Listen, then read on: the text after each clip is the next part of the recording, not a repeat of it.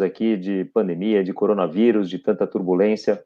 Para localizar todo mundo, hoje estamos no dia 2 de abril de 2020, então já estamos aí em terceira semana de quarentena, pelo menos aqui em casa e nos escritórios da GFI. Então, estamos já começando aqui mais uma live. Temos abordado aí nas últimas 2, 3 semanas vários assuntos diferentes, todos relacionados ao planejamento financeiro, obviamente.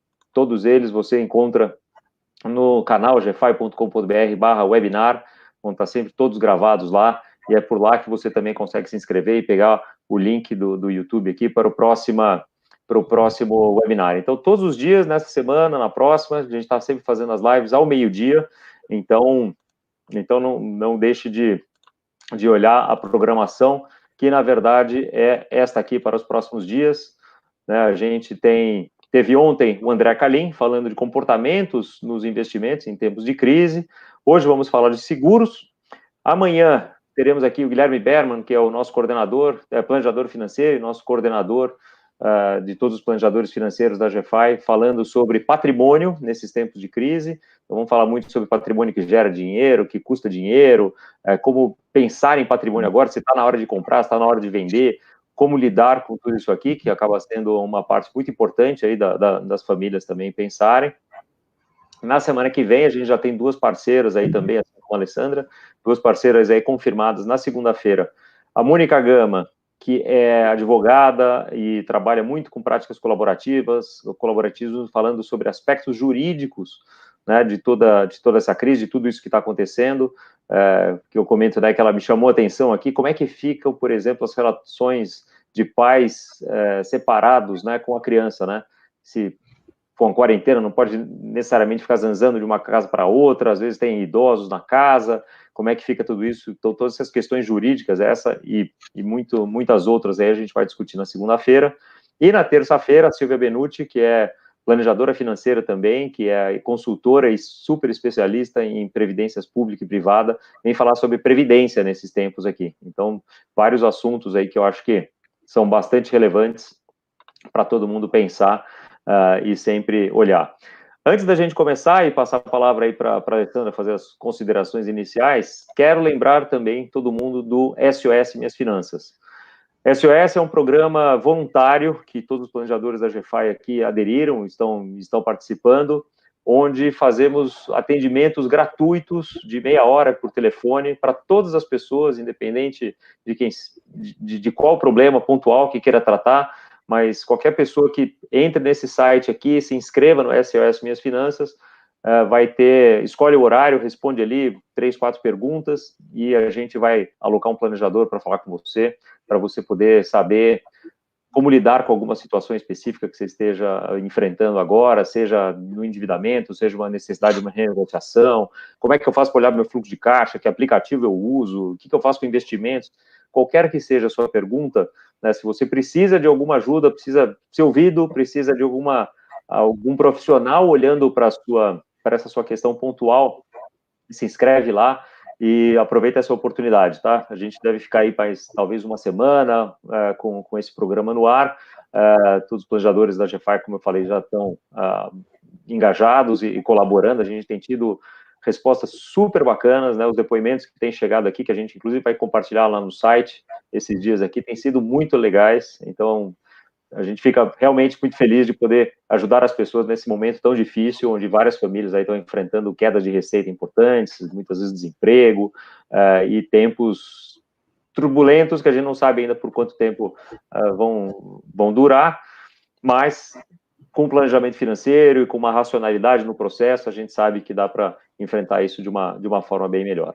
Então, já temos aí bastante gente, chegando 20 pessoas aí online. Alessandra, quero te apresentar, te dar as boas-vindas. A Alessandra, que é a sócia principal aqui da 360 Insurance, faz parte do 360 E-Group, que é parceirão nosso aqui na GFI, é quem tem lidado com todas as questões de seguros aqui, que os nossos clientes trazem hoje em dia. Então, ninguém melhor para vir falar desse tema aqui, de tantas dúvidas que têm aparecido por aqui, né, Alessandra, que os clientes têm nos consultado, outros planejadores, inclusive de outras empresas também, têm nos procurado, saber o que a gente pensa. Então, a nossa ideia tratar de tudo isso aqui. Não deixe de colocar todos os seus comentários aí no bate-papo, né, no chat, porque a gente vai pegando todas as perguntas, tudo que for colocando aqui, os comentários, e vai trazendo para esse debate. A ideia é sempre fazer uma coisa interativa, sempre fazer uma coisa que todo mundo possa participar e não fique um monólogo, nem uma apresentação. Né? Então, Alessandra, bom dia. Conta para o nosso ouvinte primeiro, por que a gente chamou aqui, o tamanho da sua experiência, quanto que você conhece desse mercado, com essa cara de novinha aí, eu sei que você já tem uma bagagem cara boa. De novinha, e obrigada pelo convite também, é um prazer estar aqui falando com vocês. Bom, eu tenho 21 anos já no mercado de seguros, né, então já aprendi bastante coisa e a gente aprende o tempo todo, agora com isso que está acontecendo, que é algo novo para a gente tem se deparado com situações bastante diferentes do que é o corriqueiro, né? O mercado de seguros, ele tem sido tão impactado quanto o mercado de investimentos, né? Porque aí a gente para pensar que as coisas são todas interrelacionadas, né? Então, hoje o nosso foco vai ser principalmente falar de seguro de pessoas, né, da parte de seguro de vida e seguro saúde, mas o que está acontecendo hoje acaba gerando impacto em todos os outros tipos de seguro. Porque se a gente parar para pensar, as pessoas, por exemplo, que pararem de pagar aluguel, né, tem o seguro de fiança locatícia que vai ter que bancar isso, então a sinistralidade deve subir bastante, né, a utilização dos produtos. E, consequentemente, o preço? Aumento de preço? Pode ter, as seguradoras ainda... A sinistralidade tende a aumentar, né? Claro, muda o risco, né, muda o preço. Em quem já está com o plano contratado, não, mas quem for contratar o plano depois, sim. E ainda tem o risco de depois não ter aceitação, né, da seguradora achar que o risco é muito grande e que não dá para fazer. Né? Isso não só nessa área, como em várias outras. Né? Se a gente parar para pensar nos seguros patrimoniais, né, então, com as pessoas em casa, quando você sai de casa, acaba tendo um risco maior. Tem muita gente desempregada, acaba tendo mais violência, mais assalto. Então, as seguradoras, elas são impactadas tanto para o cliente que continua com o seguro e que acaba utilizando mais, quanto com o cliente que não consegue continuar pagando o seguro. Então, assim, a gente tem uma responsabilidade muito, muito grande, né? O papel dos seguros na economia é muito grande e vai ser impactado em todas as áreas, né? Bom, eu acho até para a gente começar, uma coisa que tem surgido bastante para a gente, vem sendo um tema aí corriqueiro nas últimas semanas, e que acho que vale a pena a gente já até tirar da frente, né? Covid-19 é o vírus do momento, obviamente é o tema de todos os jornais, 20 horas por dia, né, enquanto não tem as propagandas. Na verdade, e a grande dúvida, né, a grande questão que surgiu é que a maioria das condições gerais dos seguros de vida e alguns outros também seguros em vida, né, que a gente fala de doenças graves, etc., tem a exclusão de pandemia, né? Sim. Então, várias asseguradoras... Conta pra gente como é que as seguradoras têm se posicionado em relação a isso e que tipo de risco, na verdade, o cliente de um seguro de vida e seus familiares, obviamente, precisam se preocupar ou não. As seguradoras agora têm se posicionado de uma forma diferente. No começo, quando nós não tínhamos muita ideia do tamanho que ia ficar isso, da quantidade de contaminados, né, da seriedade realmente do vírus, as seguradoras estavam mantendo essas questões de exclusão, e agora chegou um momento que as seguradoras se posicionaram, e a grande maioria delas já informou que vai cobrir e que não vai aplicar a exclusão. Nenhuma seguradora quer sair na capa do jornal com uma seguradora que não pagou a indenização. Então, a cláusula de epidemia, pandemia, ela tem, na verdade, para segurar a questão financeira, porque se o volume de mortos for uma coisa absurda, aí a seguradora não teria caixa, digamos assim, para pagar.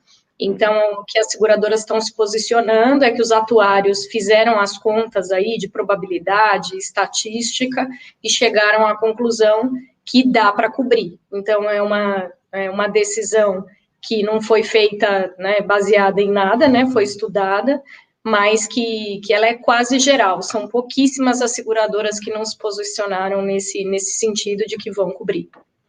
E acho que até demorou um pouquinho, né, para as primeiras se posicionarem, mas depois que vem a primeira, a segunda, a primeira importante, etc., fica difícil também sim, claro. o marketing.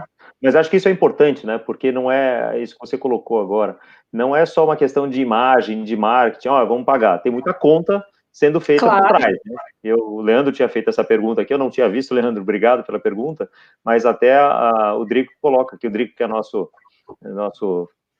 ouvinte preferencial aqui dos nossos webinars, se você acha que as seguradoras estão preparadas para enfrentar essa sinistralidade aí, financeiramente falando, né? Mesmo com tudo isso, quer dizer, tem muita conta, os atuários devem estar trabalhando bastante, né, e olhando todos os perfis de clientes e tudo mais, mas como é que você vê em termos de saúde financeira, e conta um pouquinho como é que funciona isso no Brasil.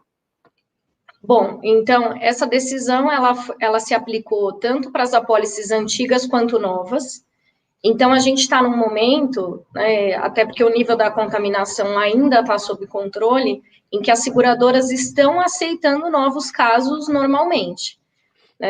Então, pode chegar um momento, assim como em outras áreas, que a seguradora tome a decisão de não aceitar novos casos ou que ela seja muito mais criteriosa na aceitação. Porque no vida especificamente, geralmente a pessoa passa por uma análise, por uma avaliação, né? Então, as pessoas que têm o seguro de vida e que têm alguma pré-existência séria, né, que já tem alguma doença, provavelmente lá atrás, quando isso foi analisado, ou ela foi sobretaxada, né, ela paga um valor a mais porque o risco dela é maior, ou ela já não foi aceita. Então, outra coisa que pode acontecer é as seguradoras ficarem mais criteriosas na aceitação, né, que essa análise seja mais rígida. Né? E outra coisa importante é pelos tipos de seguro de vida, né? Porque tem alguns seguros de vida que você fecha por um prazo mais longo, 20, 30 anos, tem seguros de vida vitalício, e tem o seguro de vida convencional, que é o seguro ali da vigência anual, né? Em que as pessoas até vão renovando automaticamente, mas elas não têm uma garantia de que aquele seguro vai ser renovado.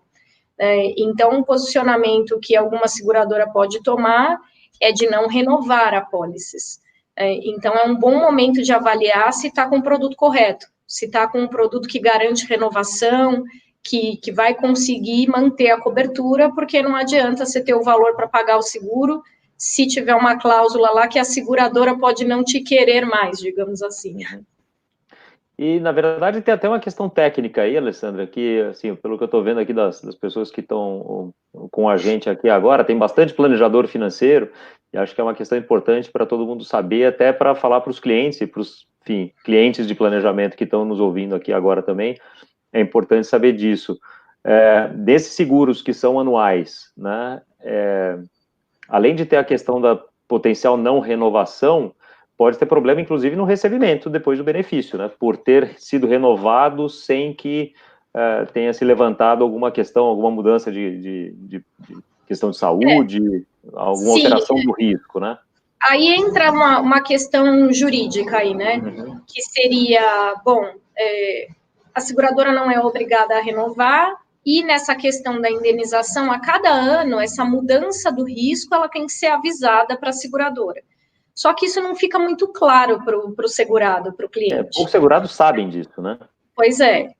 Então, o que é uma mudança no risco em um seguro de vida? Eu não fumava, comecei a fumar, não fazia um esporte de risco, comecei a fazer, ou não tinha nenhum problema de saúde, agora tenho. Então, essas coisas têm que ser avisadas. A questão da indenização, o que pode acontecer, digamos que uma pessoa contraiu um câncer e aí fez tratamento durante 3 anos, foi renovando esse seguro automaticamente e faleceu. A seguradora, na vigência anual, ela pode falar, não, mas você não me contou que estava com câncer, não vou pagar. Mas nesses casos, a família entrando na justiça é causa ganha, porque foi algo que aconteceu que foi contra a vontade do segurado, desde que quando ele contratou, ele já não tinha doença. Agora, as mudanças no risco que são por vontade própria, aí são um pouco mais complicadas, né? Essa questão do esporte radical, ou a questão do cigarro, ou começar a pilotar, começar a fazer alguma coisa que foi por vontade do segurado. Né? Aí, isso mesmo, mediante processo, aí dificilmente a família ganha. Mas em caso de doença, de problema de saúde, né, processo ganho, só que a questão é que não é todo mundo que entra com processo. Então, a seguradora, ela tem essa estatística de que isso pode ou não acontecer. E mesmo quem entra em processo vai acabar tendo também que pagar advogado, custas judiciais, ou sei lá. Mesmo Sim, que claro. tem um tempo disso tudo ser resolvido, né? Então, acho que fica a dica, né? Hashtag fica a dica de que existem seguros aí que talvez sejam mais adequados, mais saudáveis, né? Até para vários perfis aqui do que esses. Então, assim, a dica é sempre você avaliar, você saber exatamente a cobertura que você tem. Sim. Né? E se você que é planejador financeiro, também tomar esse cuidado com o seu cliente para que ele tenha uma cobertura de verdade, né? Claro. E vai estar lá quando ele mais precisar, quando a família mais precisar. Sim. Falando ainda de Covid, você comentou aí em termos de seguros de vida, e os outros seguros, como é que as seguradoras estão lidando com eles? Tanto saúde, quanto mesmo os DIT, né, de área de internação temporária e tal, doenças graves, tem alguma posicionamento? Essas coberturas em vida, né, que seria essa questão de invalidez, de internação, de DIT, aí, como é um mercado que é muito mais provável da coisa acontecer, já tem seguradora tirando o produto do mercado. Já tem seguradora que já anunciou essa semana que parou de vender produto de área de internação hospitalar, né, e também produto de área por incapacidade. Uhum. Porque aí quem tem esses seguros, eventualmente... Quem tem, ele continua coberto, e aí precisa ver também essa questão da vigência, porque aí não necessariamente dá para, nesse tipo de produto, ter uma vigência muito longa. Geralmente a vigência ou é 1 ano ou é 5 anos. Então, se a pessoa contratou o seguro 4 anos e meio atrás, aí pode acontecer de estar ali na iminência de bater o prazo. E aí, se a seguradora não estiver mais emitindo produto novo, ele não consegue renovar. E daí não tem muito o que fazer também, né? Não, nesse caso não tem muito o que fazer. Aí o que daria para fazer seria, se a pessoa tem um produto com vigência anual, né, de estudar, junto ao corretor, ao planejador, à seguradora, se tem como mudar para um produto de vigência de 5 anos, por exemplo, para garantir esse prazo. Mas aí é algo que é uma negociação. Tá. E esses seguros em vida também tem essas cláusulas de pandemia, de não cobertura de pandemia, não? Tem. Tem? Também tem. Mas até onde você sabe, então... No de saúde, não. Então, assim, essas coberturas em vida, né, invalidez, internação, diária por incapacidade, doenças, nessas coberturas, como elas geralmente são acessórias ao seguro de vida, se aplicam as mesmas cláusulas. Então, mas as seguradoras que se posicionaram, que vão manter, né, a cobertura e que vão continuar e que vão cobrir o Covid, né, se posicionaram também com a questão da invalidez, com a cobertura de doenças. E DIT também? Sim, o que já está vigente, só que já tem seguradoras deixando de oferecer o produto. Entendi. Pois é, a pergunta do Guilherme, que era exatamente sobre esse aspecto, né? Uma outra pergunta que está aparecendo aqui, obrigado pessoal que está interagindo bastante, colocando bastante perguntas, a gente vai, na medida do possível, aqui, trazer todos para ler. Como é que você vê essa pandemia colocando os idosos em maior risco, né? Eles já têm cobertura continua e os novos idosos, então talvez tenham um pouco mais de dificuldade de contratar, né? Então, aí depende, de novo, do tipo de produto. Se uma pessoa tem um seguro, ela paga o seguro há 15 anos, mas é um seguro de vigência anual, que todo ano ele tem uma nova vigência, não tem obrigatoriedade de renovação. Então, pode acontecer desse idoso ficar sem cobertura. Lá na frente, pode ser que esses casos também a família consiga entrar na justiça, vocês vão estar com um advogado aí essa semana, né? Acho que tem umas perguntas boas para fazer nesse sentido. Porque, pelo clausulado, a seguradora pode sim não renovar. E também pode não aceitar, né, porque os critérios de entrada, tanto por questões de saúde quanto por idade, provavelmente vão ficar mais rígidos nesse momento. Uhum. Uma pergunta aqui do Emiliano Correia. Fala, Emi, tudo bem? Como é que ele perguntou como é que as seguradoras estão se adaptando a esses requisitos de subscrição, que a gente já comentou aqui agora há pouco, mas existe algum tipo de flexibilidade temporária que você tenha visto ou sabido da Agora o seguradora? mundo é online, né? Agora é tudo online.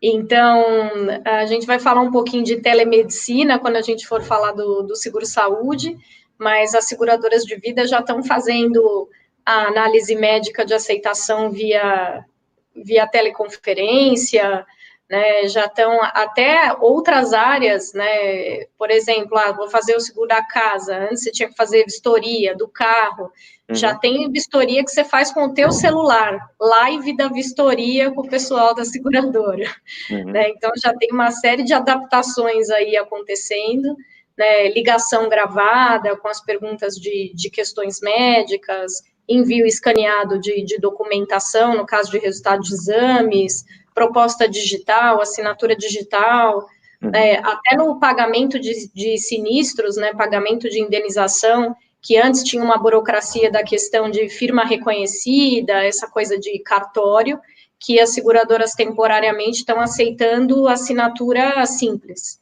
Então, e aí tem muita coisa via vídeo, né, que aí eles têm que ver, está mandando a cópia de um documento, eles têm que ver o documento original. Então, você mostra o documento original no vídeo e manda a cópia do documento.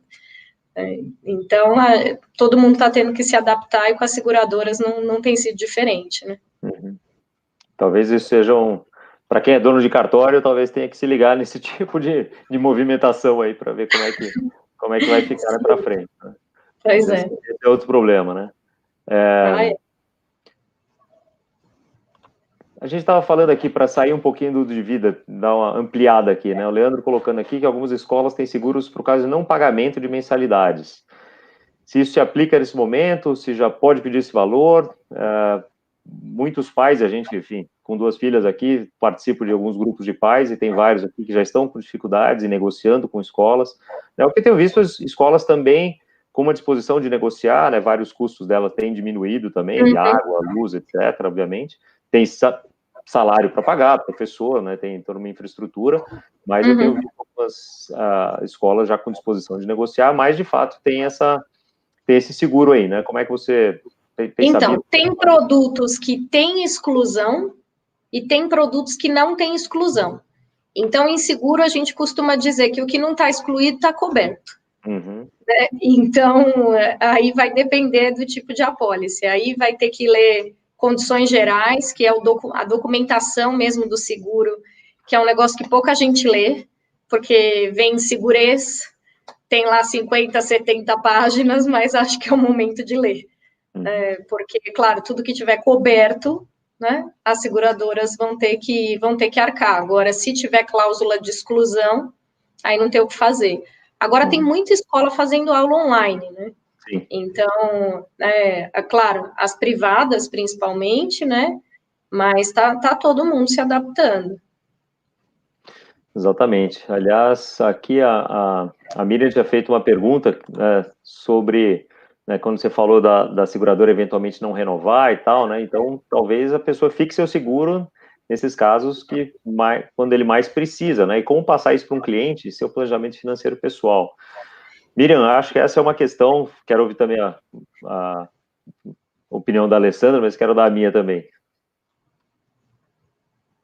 O que você acha, Alê?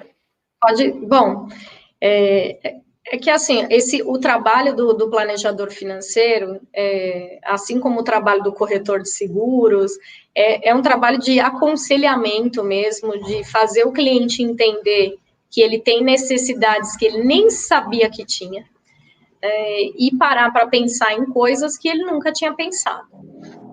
Então, quando eu vou oferecer, por exemplo, algum seguro para um cliente, que eu chego à conclusão que o cliente precisa de um seguro de vida por um prazo de 20 anos. Geralmente a pergunta seguinte, mas no ano 21 eu estou sem seguro? Eu falo, tá, mas o que você tem hoje não é um temporário 20 anos, é um temporário 1 ano.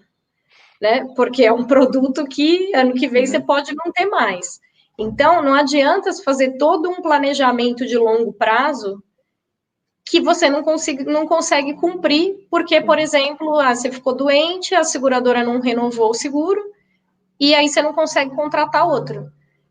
Então, a gente costuma mapear as necessidades em diferentes prazos. Então, a parte do seguro de vida, que é para pagamento de educação dos filhos, universidade, é uma parte que é temporária. Você vai precisar lá 20, 25 anos. A parte de manutenção de padrão depende. Se acontecer algo com quem paga as contas em casa, o restante da família vai precisar de quanto tempo para se restabelecer? Mas e se os dependentes forem alguém que não vai se restabelecer? Então, por exemplo, um filho especial, ou um cônjuge que já seja mais velho e que nunca trabalhou, né? Então, uma pessoa que aos 60 anos nunca trabalhou não vai arrumar um emprego com 60 anos. Então, a gente entende como uma necessidade de seguro vitalícia. A parte de despesa de inventário também é algo vitalício, porque algum dia a gente vai morrer, pode ser com 110 anos, mas algum dia vai. Então, a conversa com a pessoa tem a ver com essa coisa de que o sonho não é só da pessoa, ele tem que ser da família. Se ele não estiver aqui, a família tem que conseguir dar continuidade aos sonhos, aos projetos, e entender que nem sempre essa questão do custo, pegar um seguro que é muito baratinho, ele é baratinho por algum motivo. Então, não é à toa que ele é baratinho, provavelmente é porque ele não vai conseguir te cobrir em algumas situações. Então, às vezes eu escuto de clientes falarem, mas eu tinha o seguro da minha casa, aconteceu tal coisa e a seguradora não cobriu. Falo, não é que a seguradora não cobriu, você não contratou isso. Então, a seguradora, ela cobre o que você tiver contratado. Eu concordo em gênero, número e grau. E, Miriam, para a sua pergunta, eu acho que assim, é realmente o que a Alessandra começou falando, né? Eu acho que o nosso grande papel enquanto planejador financeiro, enquanto corretor de seguros, no caso da Ale, que faz esse trabalho de forma primorosa junto aos clientes dela, é trazer informação para o cliente, né? O que a gente fala aqui na GFI, inclusive, é sempre levar consciência financeira para o teu cliente. Então, uma verdade dura é melhor do que um mais ou menos que não vai resolver, né? Então, se você tem essa consciência, né? Você enquanto planejador financeiro, analisa a condição dos seguros do seu cliente, ou traz isso para um corretor, que vai analisar e ver, olha, você está com esse gap, você tem essa fragilidade nas suas coberturas, né? É melhor o cliente saber disso e poder tomar uma decisão se ele continua correndo aquele risco, se, enfim, ele vai se preparar de outra forma, vai contratar outro seguro, vai trocar, etc. Mas, assim, quanto mais ele souber, melhor, porque né, aquela coisa que a gente fala, né, o planejamento financeiro traz educação financeira para melhorar a consciência financeira, para com isso se tomar melhores decisões e ter melhores resultados. Então, isso é o básico. Então, quanto mais a gente, enquanto planejadores financeiros, conhecermos as condições gerais de seguro, então quem é planejador e nunca leu uma condição geral de um seguro de vida, recomendo que faça. Pega lá, fala com a Alessandra lá, veja quais são os seguros que mais estão sendo comercializados, que ela mais gosta, etc. Tira 1 horinha, 2 horinhas do seu dia, coloca lá na sua educação continuada e leia as condições gerais, grifa o que é importante, você vai ter muitas dúvidas. E daí traz para um especialista para tirar essa dúvida, para um advogado, para um corretor de seguros, bom que nem a Alessandra, traga para, né, tem o e-mail aí de seguros aí da corretora dela, né, falou, olha, li aqui, tenho clientes aqui que já tem esse seguro, ou que talvez devessem ter, etc., e eu estou com essa dúvida, qual a cobertura, o que paga, como é que não paga, etc., eu já vi muito planejador sendo surpreendido por pergunta de cliente que foi fazer esse dever de casa sem o planejador ter feito, né, e ok, o planejador não precisa saber de tudo todo o tempo, mas é o que a gente fala, inclusive, nas aulas de empreendedorismo lá da Academia GFI, né? Todo planejador é um generalista, mas quanto mais coisas a gente tiver no nosso bate-cinto, né, que eu costumo brincar, mais a gente consegue servir o cliente, mais valor a gente está agregando, né? Quanto mais valor a gente agrega, mais o cliente fica com a gente, mais ele está disposto a pagar e vai ficando bom para todo mundo. Então, assim, se você não é especialista em seguros, não precisa ser, né? Mas entenda o básico, entenda o que você precisa saber, no mínimo, algumas condições gerais, tem seguros que, como a Alessandra falou, né, alguns que são pela vida toda, outros que são por um tempo determinado, vários desses seguros em vida, a maioria deles, na verdade, tem uma duração finita, de 5 anos, e daqui a 5 anos, o que acontece? Consigo renovar? Consegue renovar, às vezes tem reajuste etário, né? Então, tudo isso você também deveria conhecer, você enquanto planejador financeiro. E se você é cliente de planejamento financeiro, também é seu papel conhecer o que você está comprando. Também é um bom momento para rever as apólices. Né? Então, eu e a minha equipe nos colocamos à disposição aí para quem tiver preocupado aí, que não entendeu certamente lá o que tem de cobertura, o que não tem, é um bom momento para estudar isso, para dar uma avaliada no que já foi contratado. Uhum.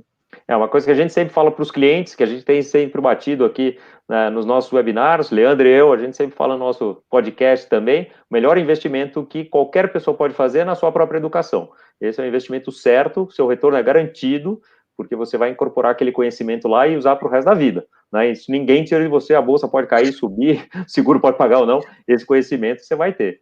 Né? Aliás, falando do meu sócio aqui do podcast, Leandro, perguntando aqui se existe possibilidade de negociação com a seguradora. Explico, existe um teste que eu detecto se já tive Covid-19, se eu já tive e não teria novamente, poderei renegociar um valor menor? Existe algum fator desse em qualquer tipo de seguro? Falando um pouco aí da questão do seguro-saúde, né? O seguro-saúde, ele não tem exclusão da questão do atendimento de quando uma pessoa fica doente por epidemia e pandemia. Só que ele tem um negócio chamado rol de procedimentos da ANS, que é uma lista do que as seguradoras, operadoras têm que cobrir. Então, como era uma doença que não existia, o teste não existia, então não estava na lista.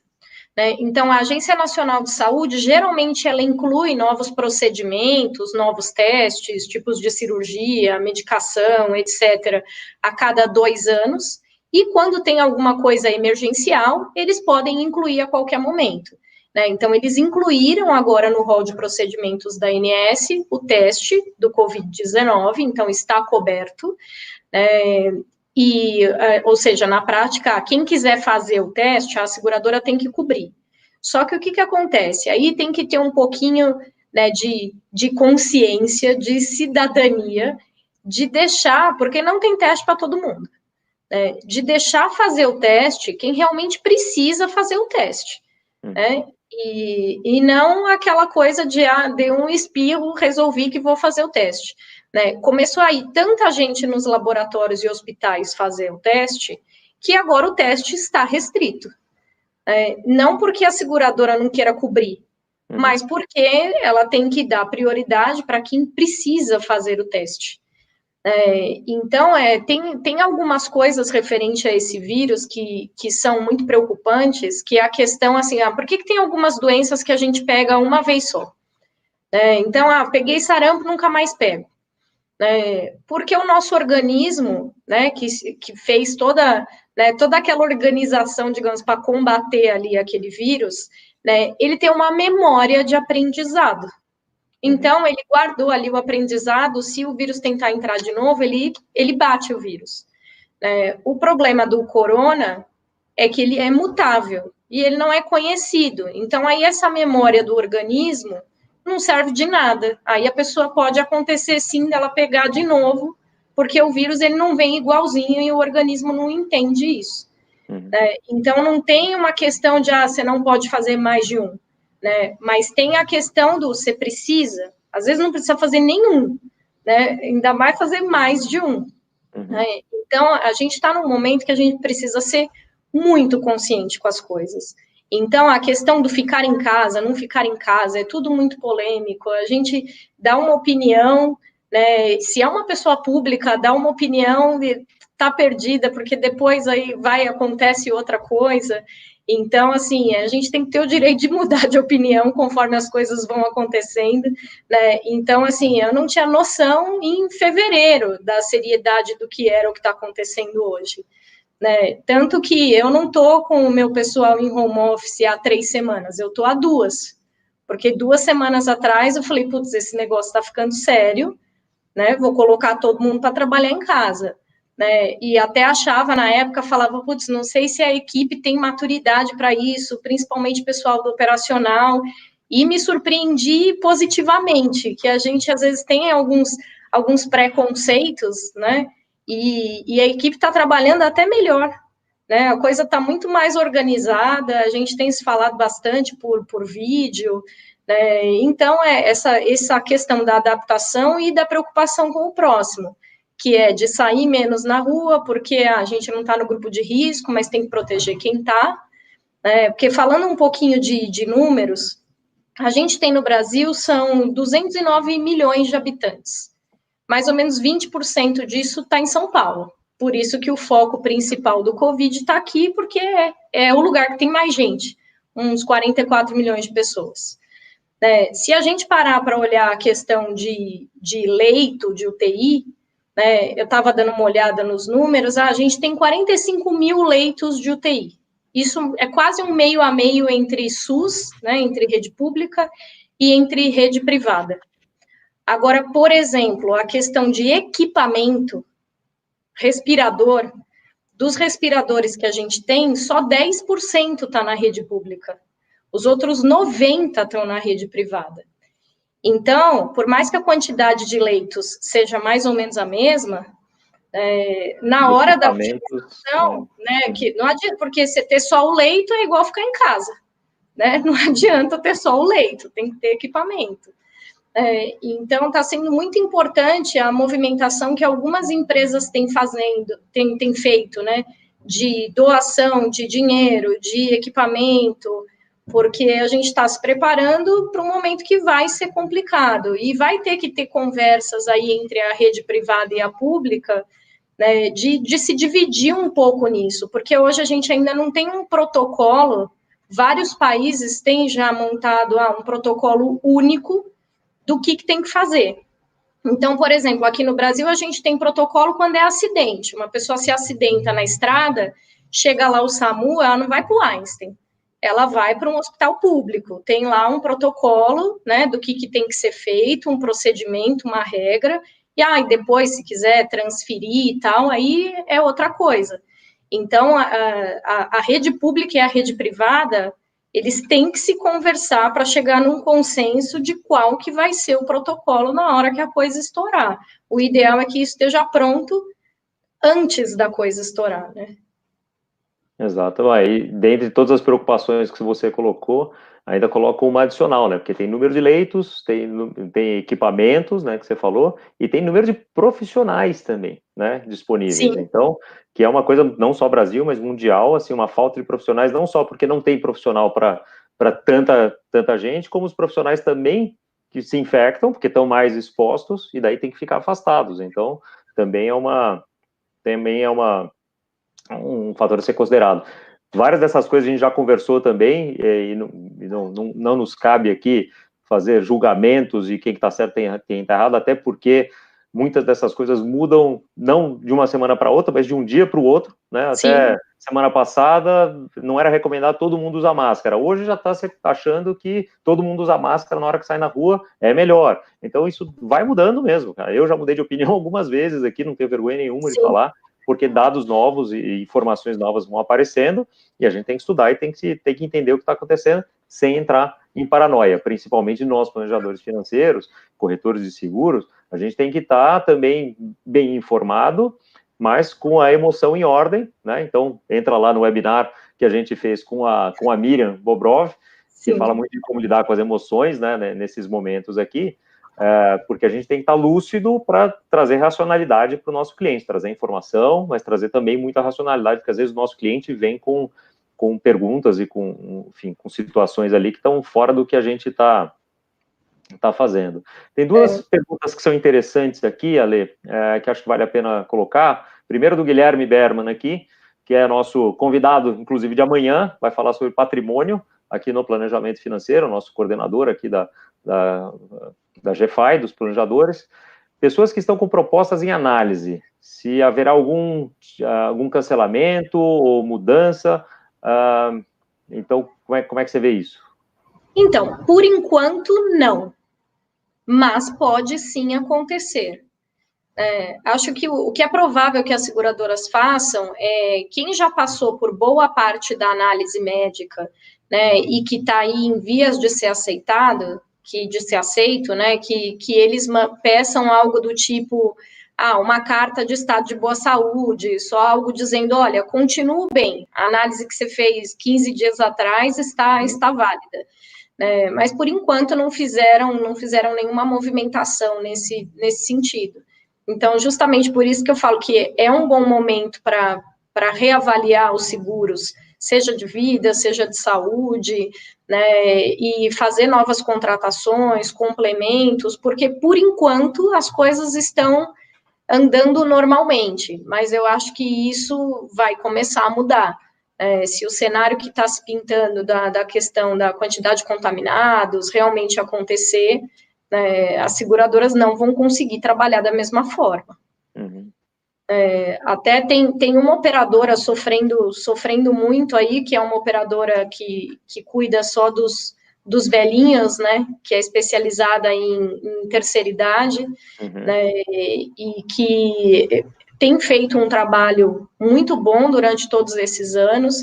Então, não sei se todo mundo sabe, mas já faz alguns anos que quase nenhuma seguradora, operadora, trabalha com produto para pessoa física, né, que a pessoa, quando tem que contratar, ela tem que contratar via um CNPJ ou via um grupo profissional de adesão, né. Então, o que essa operadora fez foi, além de liberar a contratação para pessoa física, trabalhar com uma faixa etária ali acima dos 59 anos, que é a faixa etária que, digamos, ninguém queria, e com um custo que fazia muito sentido, e que eles conseguiam manter esse custo porque era tudo rede própria. O hospital era próprio, o médico era próprio, então eles conseguiam controlar a questão do custo, trabalhavam muito na prevenção, né, e aí com um custo interessante, que uma pessoa mais velha conseguia fazer o seguro lá e não conseguiria provavelmente em outro lugar que custaria o triplo do preço.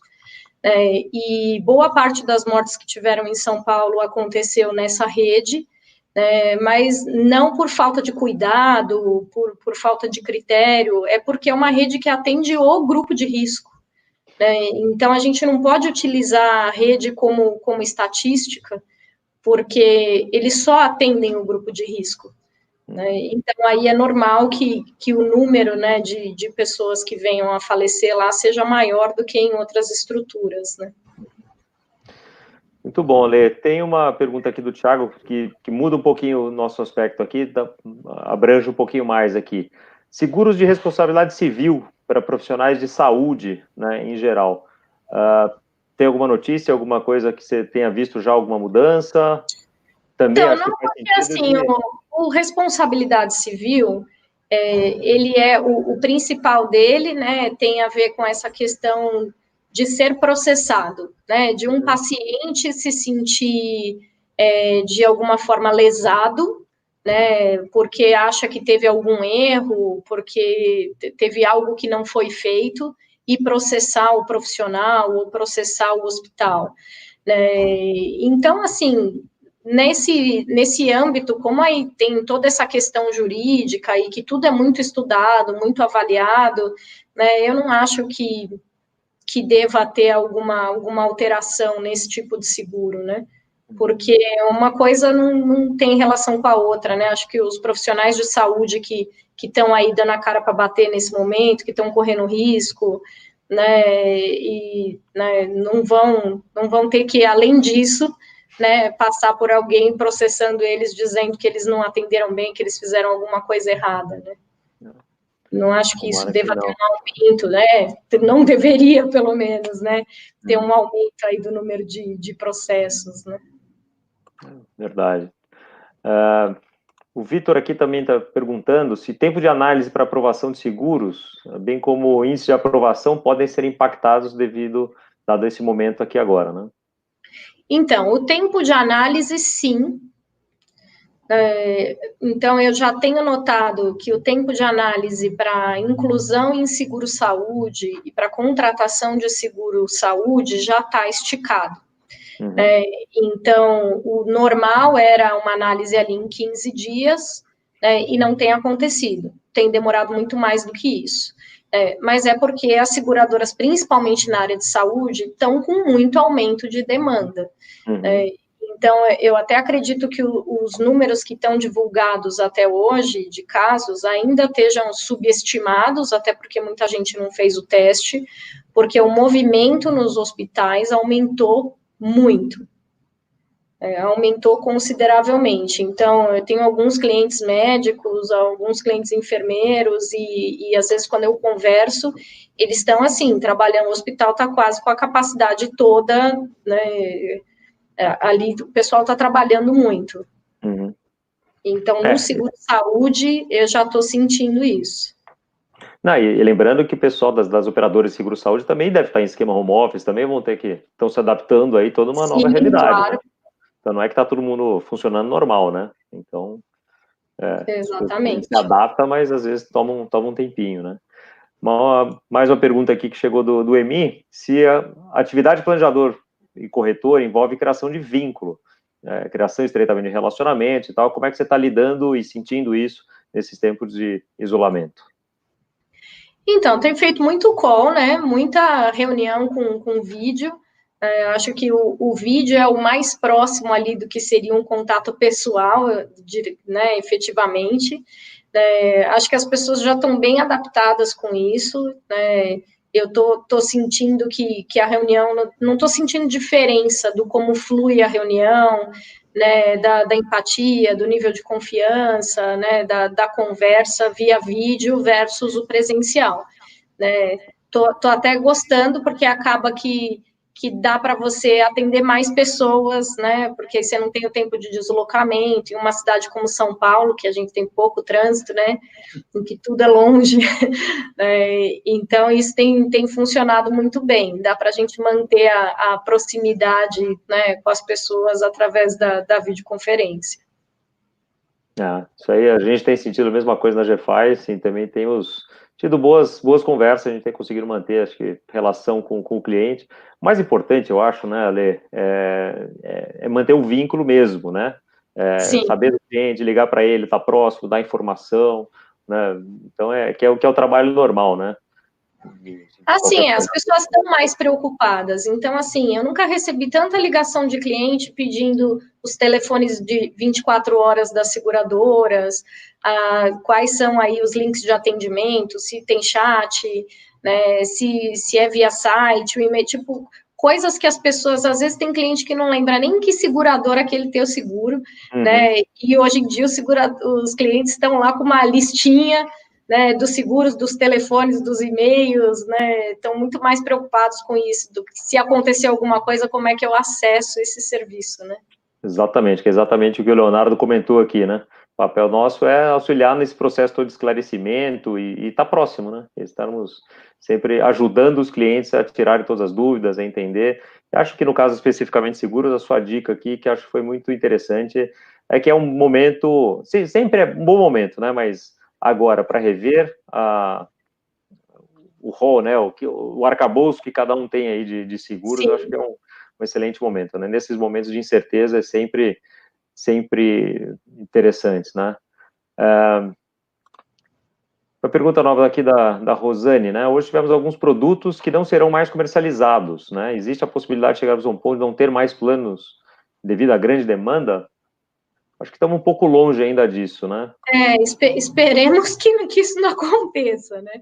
Mas, assim, acho que os produtos que vão sair, digamos assim, né, são os produtos que estão diretamente relacionados com esse assunto. Como a gente estava falando, o diária de internação, o diária por incapacidade, né? Então, tem alguns produtos específicos que a seguradora ela pode ficar um tempo sem comercializar e depois retomar. E aí vem aquela pergunta de em quanto tempo vamos demorar para que as coisas se normalizem, né? Então, o que a gente tem tentado fazer é a famosa história lá do achatamento da curva, que é de não ficar todo mundo doente ao mesmo tempo, para a gente conseguir dar conta de fazer tudo que tem que ser feito, né? Então, eu falo assim, que eu acho que é melhor pecar por excesso, né? É melhor que a gente tome medidas de distanciamento, fique em casa, né? Haja até o que para alguns parece ser de uma maneira exagerada, né? E que aí a gente consiga manter a coisa sob o controle, do que a gente achar que não é nada e a coisa desandar, né, de uma forma perigosa, né? Se a gente pegar 209 milhões de habitantes, se 1% da população for contaminada, olha esse número. Uhum. Se 10% for contaminado, olha esse número. É um negócio absurdo.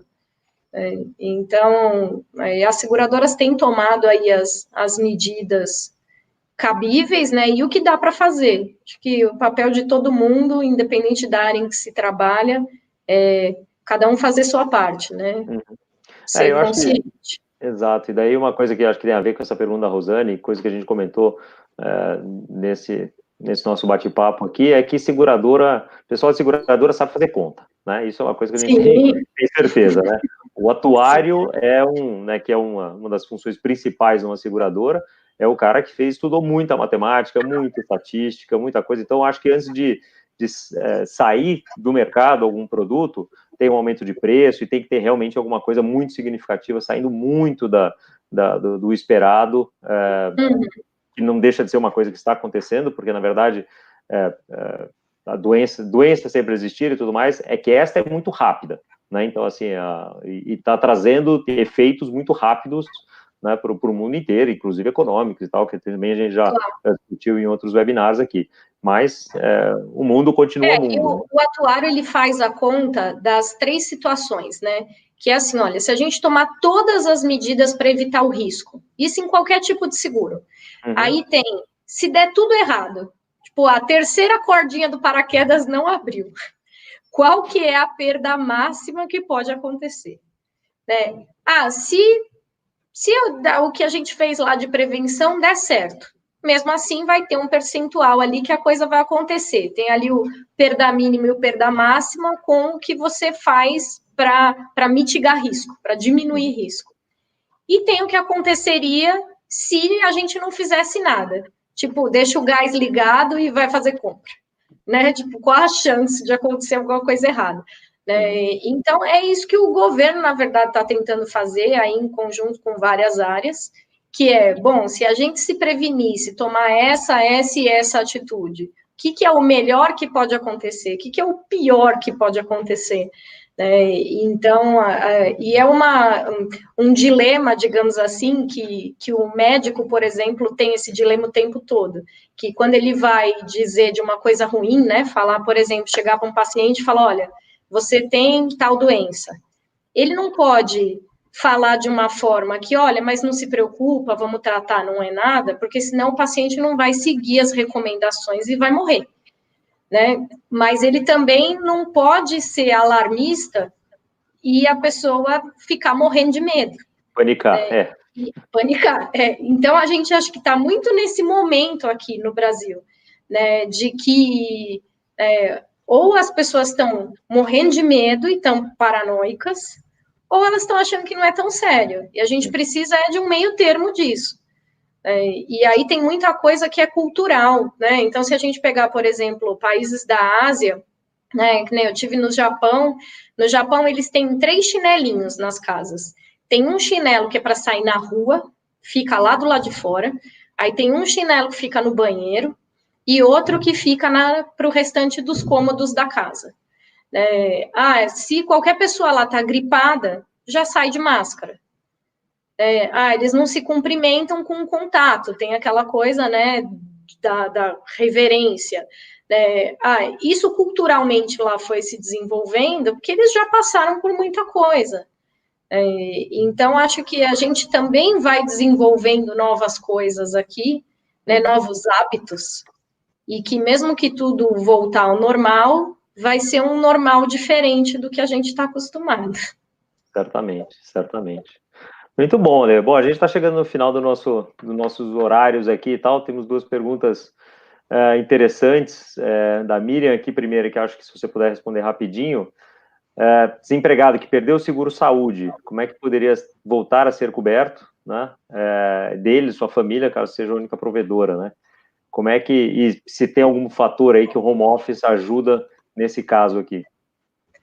Então, se a pessoa, né, perdeu o emprego, perdeu o seguro-saúde, quando você tem um seguro-saúde que cancelou há menos do que 30 dias, você consegue contratar outro sem carência, né? Então, isso é algo importante, né? Porque essa questão da carência, até tem algumas coisas polêmicas aí, né? Porque você tem carência geralmente para cirurgia, internação, que é de 6 meses.